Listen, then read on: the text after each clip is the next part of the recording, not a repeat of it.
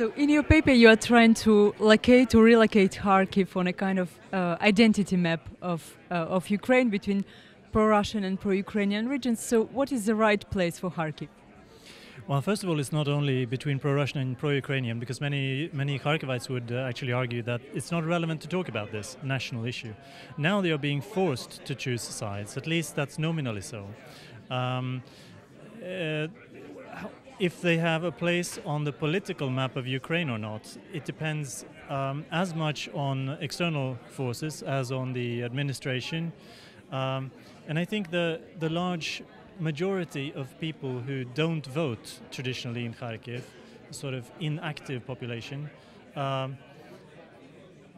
could probably accept any outcome. But as it stands right now, Kharkiv is part of Ukraine. So depending on the situation and evolution of events, they can change sides. There is, Those inactive parts. Yeah.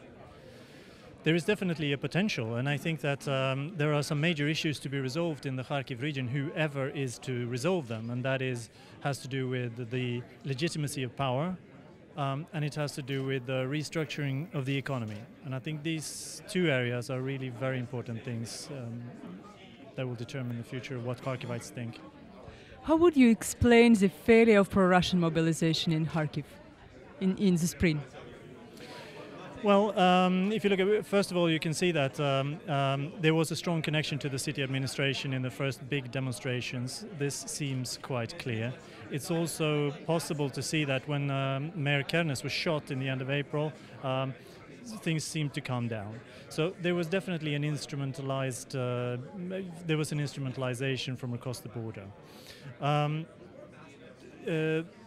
The large bulk of the people in the first demonstrations were probably also people employed by the city council.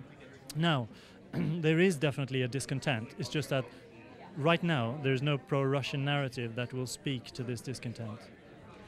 Do you see the difference between anti-Maidan in Donetsk and anti-Maidan in Kharkiv? I mean in terms of, participants, actors behind it, etc.